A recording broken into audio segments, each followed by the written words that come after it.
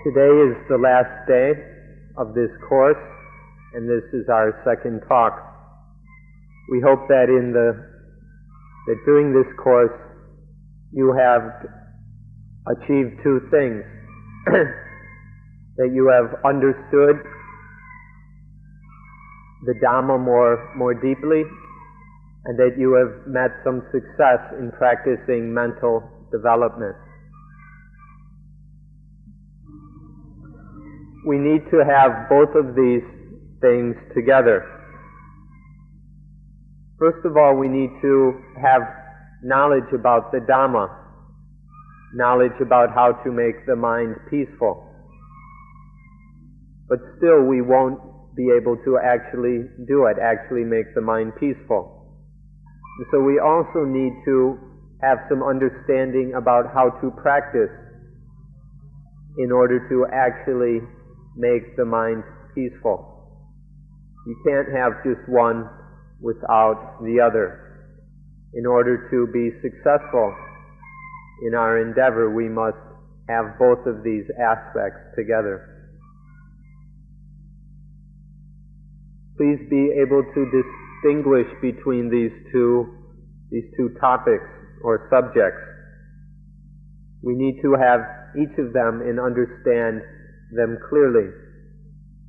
The first one is to understand the basic facts of nature, to understand the Four Noble Truths, to understand the law of nature, itapajayata, or conditionality, to understand dependent origination, to understand impermanence, oppressiveness, non-selfhood, voidness, thusness, and so on. We need to have this understanding about the way things actually are. But then, to go with that, we must also have some practical knowledge about how to use mindfulness with breathing in order to actually bring about the direct realization and living in accordance with those fundamental truths. If we don't have both of these aspects or topics working together, then it probably won't be possible for us to meet with any genuine success. We'd like you to look at the current situation and see that the Dhamma is something necessary when the industrial age has achieved its highest level of development. When all this material, industrial, technological progress has occurred, we need the Dhamma in order to control that, in order to keep it within healthy limits and not let it get out of bounds. But if without the Dhamma, then things run wild and create all sorts of problems, as we're seeing today. If you examine this just a little bit, you can easily see that Dhamma is absolutely necessary when we have achieved such a high level of industrial and technological development. Let's look at the phrase, the highest development of the industrial age. This word industrial or industry refers to various tools, mechanisms, and so on that supply us with what we want and that make life easier, make life more comfortable. So this industry has supplied us with more and more tools to provide us with the objects of our desire in increasing numbers and to give us more and more comfortable lives where we can do things in incredibly easy ways, especially when compared with the past. For example, now every house has to have a washing machine which can do the work of dozens of people in one day. One washing machine can wash the same amount of clothes as many people. Or we have vacuum cleaners, which can do the work of a whole lot of people. In this way, we've made our life easier and more comfortable. Not only just supplying our wants, but just enable just things that support our daily existence. These have become more and more easy. And now with all this advance and progress and everything becoming so easy and comfortable, where we have all kinds of money and we can buy all kinds of things and travel all around the world on our whims, what is the result of this? Does it result in peace of mind and heart, or does it result in headaches? Take a look at this fact. In the old days, before the industrial age, people were killing each other in great numbers. Now, at this highest development of the industrial age, people are killing themselves in great numbers. Take a look at this fact. It's of great importance. If we look now that we have more and more things which fulfill our desires, please take careful note of this word, things that fulfill our desires. The more we have such things which respond to and satisfy our desires, then see what happens. Our desires increase. Our craving, our thirst, our hunger increases. The amount of our thinking, our worrying, our planning, all these things increase. And when with all this thinking and worrying and wondering and planning, then it's like we're carrying a whole lot more things around in our minds. It's like we start picking up and carrying around very heavy burdens. And this means we have more and more attachments which are weighing down our lives. And the more of these attachments we have, the more troubles and problems and pain and misery we have in our lives. Can you see the direct correlation between the increase in things fulfilling our desires and the increase in our difficulties, our problems, our conflicts, our traumas?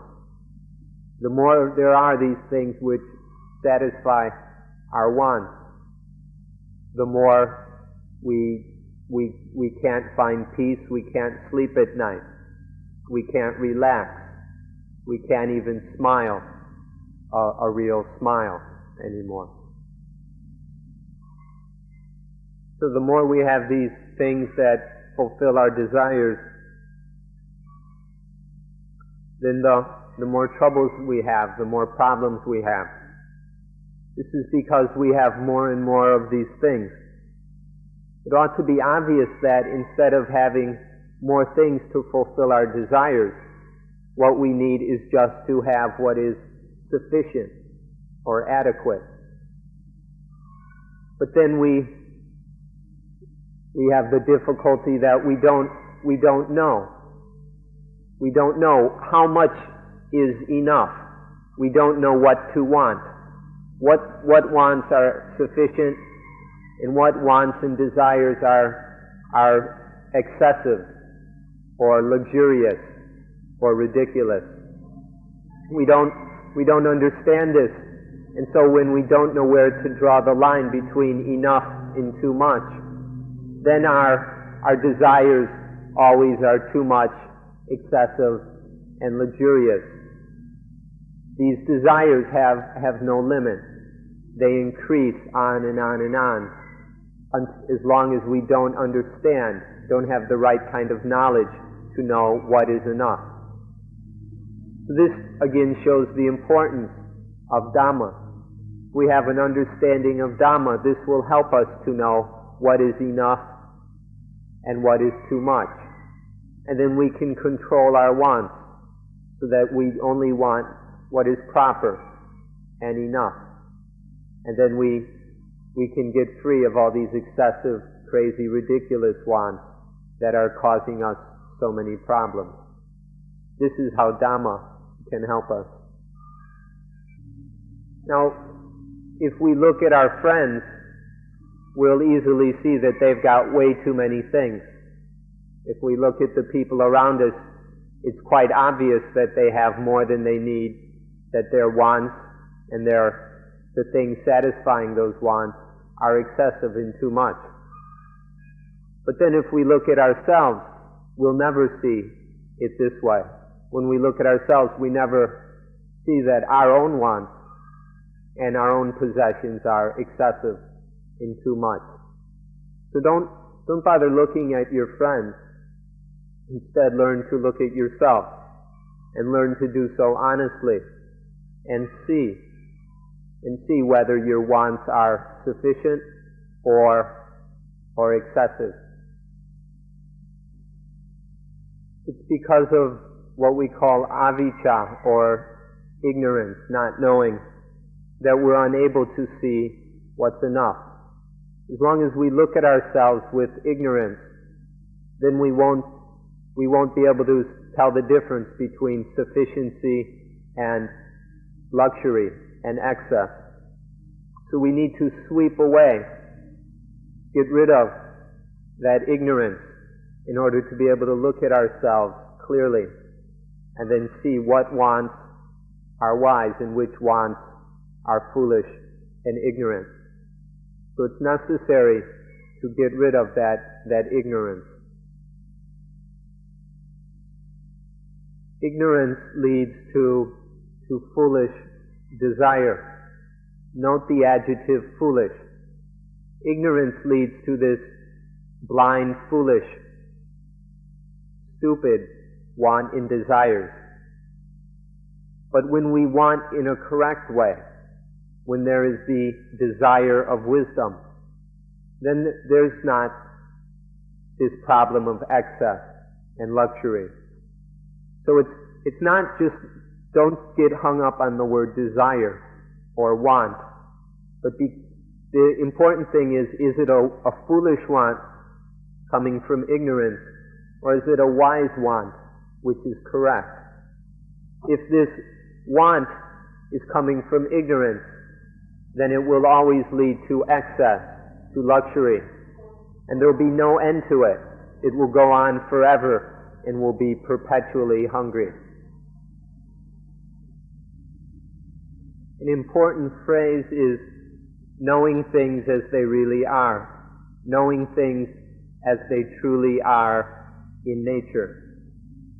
This is a very important phrase, because most of what we know doesn't really have much to do with the way things really are, such as all the things we go and learn in university. In university, we learn to be very clever and intelligent. We can think all kinds of incredible things, cite all kinds of marvelous statistics. But very little, if any of that, has anything to do with the way things really are. We go and amass a lot of cleverness and knowledge so that we can get jobs and so that we can argue and do things like that. But in university, we're never learning the way things really are. So in this way, we don't have the kind of understanding which prevents ignorant desire. In fact, all that university learning just leads to more and more foolish desires, as we can see all around us. And so, please give special importance to understanding the way things are naturally, the natural truth of things. And if more you understand this, the more you'll see that this is never taught in university. Dhamma is to know correctly according to the way things really are in nature. In this Dhamma is to understand everything as they actually are in nature.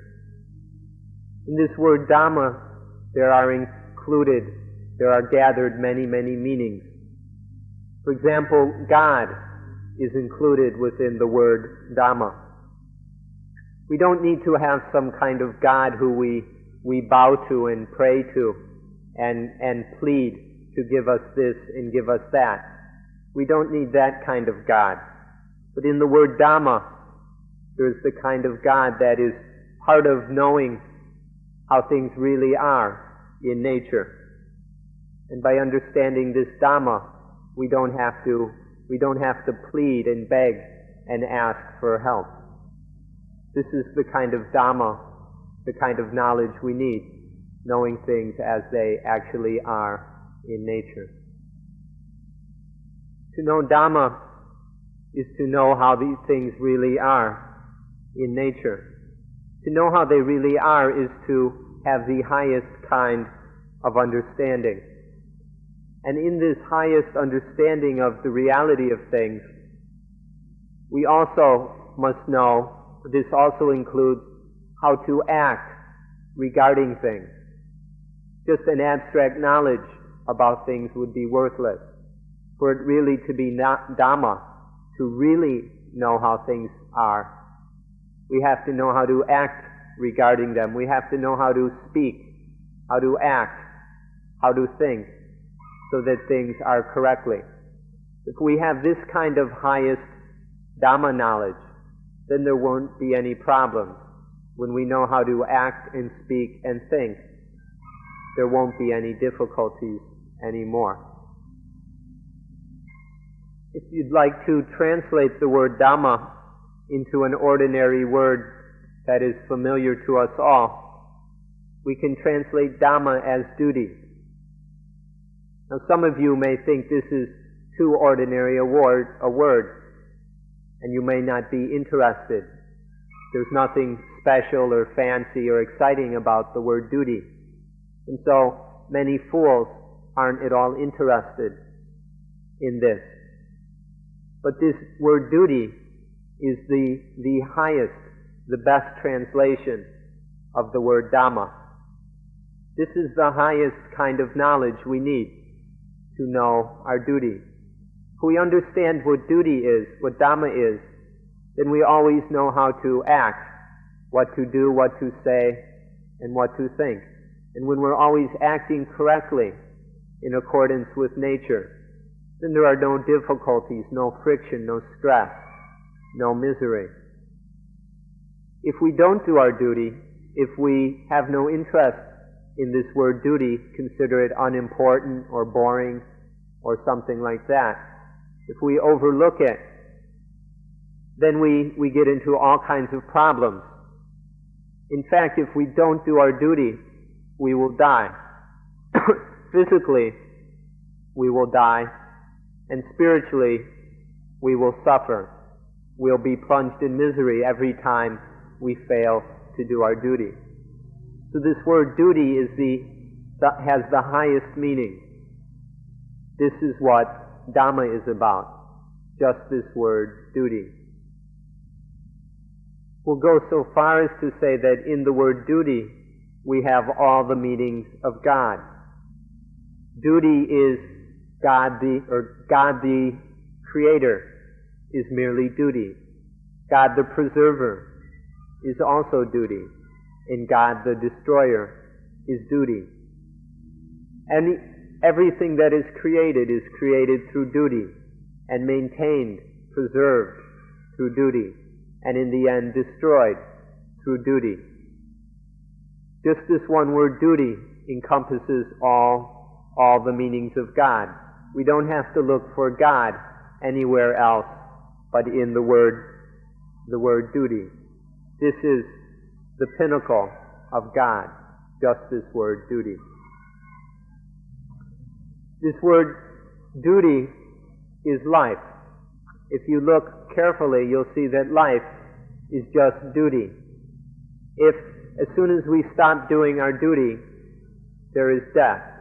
You can look all around and at all levels of life and see that life is just duty. In this body there are all these cells. If a cell stops doing its duty, it dies. If all our cells stop doing their duties, then we die. There are these various organs and systems within the body.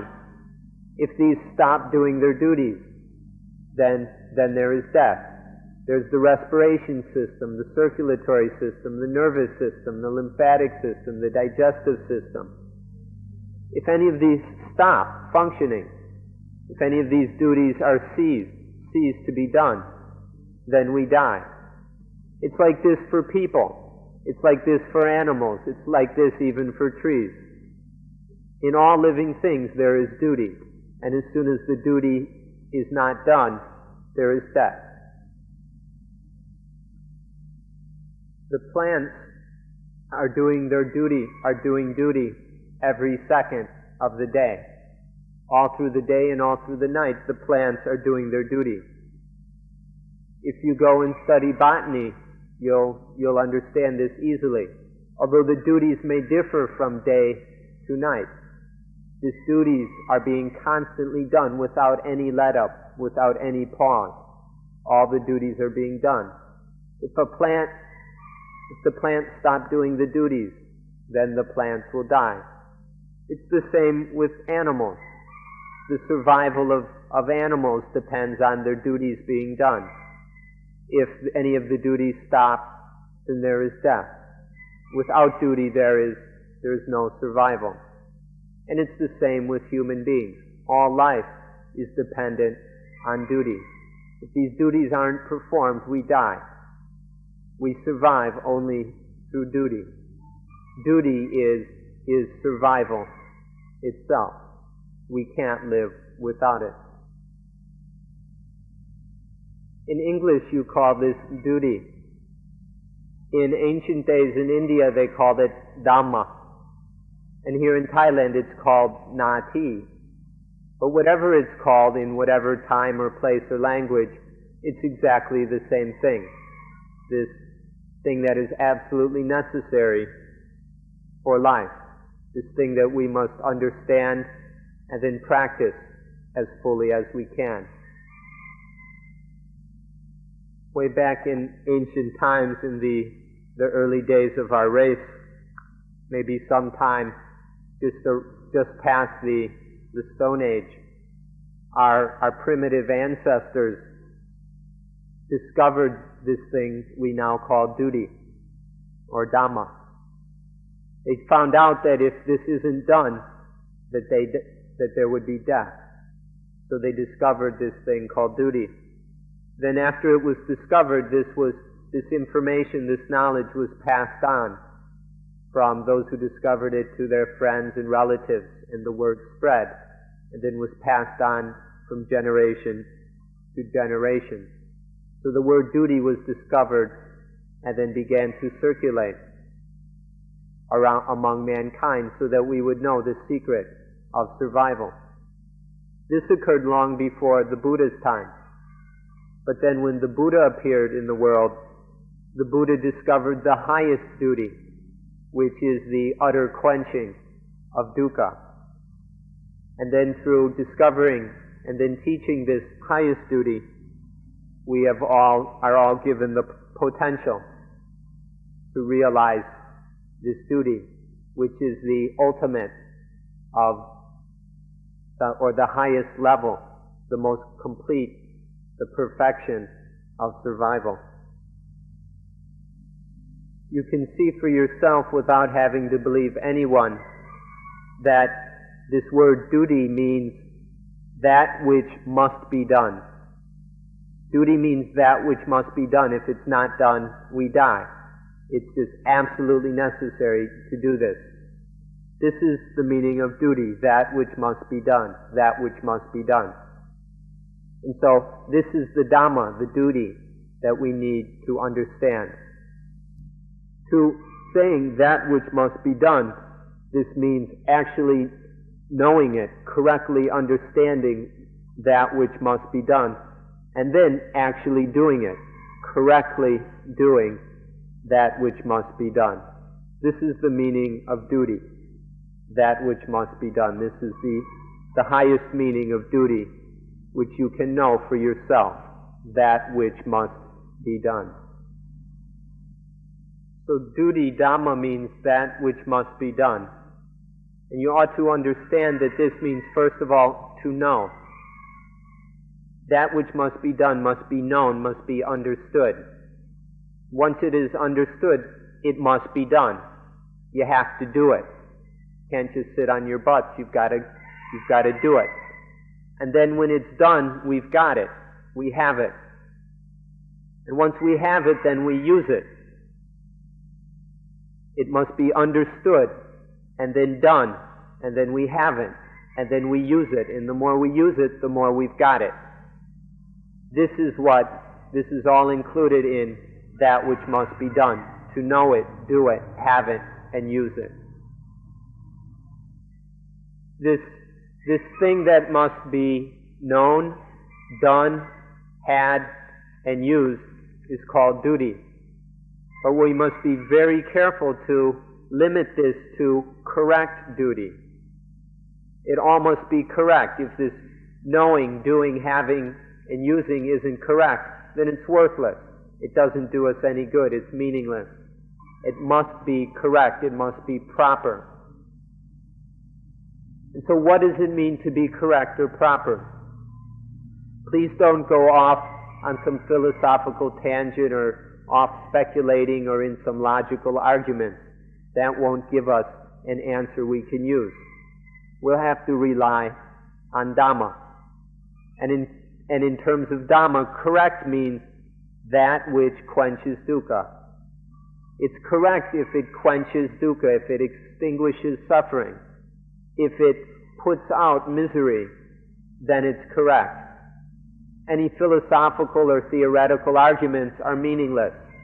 All that matters is the practical result which you can experience right here for yourself, that it eliminates suffering, it quenches dukkha. Then it's correct. If the duty is correct, then it will solve all our problems. If it's incorrect, it's not worth a prayer. If you've heard about, studied about, and begun to understand the thing we call the Noble Eightfold Path, then you'll have a clear understanding of what this correct duty is. In the Noble Eightfold Path are all the necessary elements of correct duty. These 8 factors help us point out what it takes to quench dukkha, to eliminate suffering. And so, to learn about this Noble Eightfold Path is very valuable because it will show us what the correct duty is. Within this Noble Eightfold Path is all we need to know about duty. This Noble Eightfold Path includes mental development, or what some people call meditation. That's included within there. And all the other aspects of life we need in order to fulfill our duty. So one should pay very careful attention to and properly study the Noble Eightfold Path. And then if one has this correct understanding, one will be able to use it in order to do the duty correctly.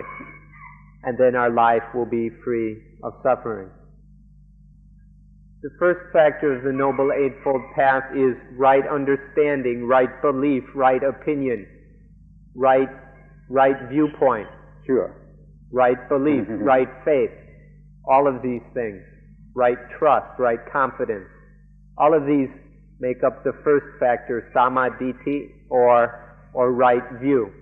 This is the first factor of the Noble Eightfold Path. And there is the second factor, which is right want, right, we could even say right desire. Wanting things, intending things correctly. This is the second factor, which we call samma sankappa, or right aspiration. These are the first 2 factors of the middle way. Then the second group of factors has the 3 elements of right speech, correct action, correct activity and work. And the third is correct livelihood, the maintaining one's life properly. These 3 factors make up the second group. And then the last of the 3 groups are the 3 factors of of right effort, right endeavor, right perseverance, right commitment, right determination. All these together make up right effort. And then there's right mindfulness, right sati, samasati, as you're practicing now, right mindfulness. And then there will be right samadhi, or right concentration, a mind that is firmly established, properly established, that is very stable and calm. All these together make up, there are these 8 factors of the Noble Eightfold Path. And individually, they're not yet correct. But when all 8 of them come together, then they're truly correct. And this is the fullest meaning of duty, of correct duty. So the Noble Eightfold Path are these 8 conditions of correct duty. These 8 aspects of correct duty together make up the path that we must travel along, that we must follow in order to fulfill our duty correctly. So to understand these 8 factors of correctness, these 8 aspects of correct duty, will enable us to understand the word duty in the highest sense. In order to do this duty correctly, we have to act correctly. Our actions of body, speech, and mind must be correct. But if we're not careful, defilements, greed, anger, delusion, and so on come in, and we're not able to act correctly. So then it's to prevent these things from taking over our bodies and minds, we have to control our bodies and minds. We have to make them. We have to restrain them and make them, sometimes even force them to do what is right. Self-restraint and self-control is absolutely necessary if we are going to act correctly. And if we don't act correctly, we can never do our duty. This system of anapanasati, mindfulness with breathing, which we're talking about here, which you've been practicing for the last 10 days, exactly this system will enable you to understand. You'll understand what you need to know. And then it will enable you to train yourself to be able to actually do what you have to do.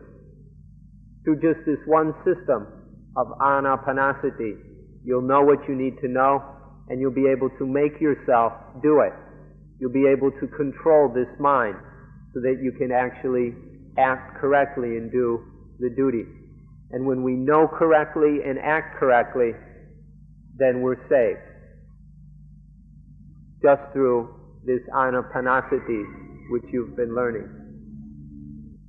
If we don't do this duty correctly, even 100 gods won't be able to help us. Excuse us for saying this, we're not trying to put down anyone's beliefs. But if we don't do our duty correctly, not even 100 gods can help us.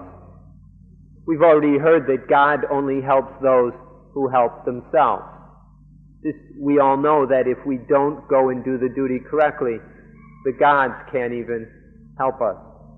So it comes down to, we have to do this duty. If doing the duty is what helps us, doing the duty is what saves us.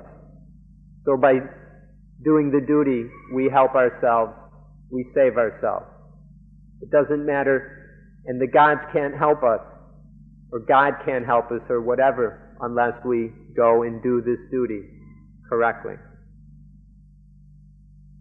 Once duty is done correctly, then that correct duty becomes God. This duty, as soon as it's correct, it helps us. And then there is the fullest meaning of God. Correct duty becomes God.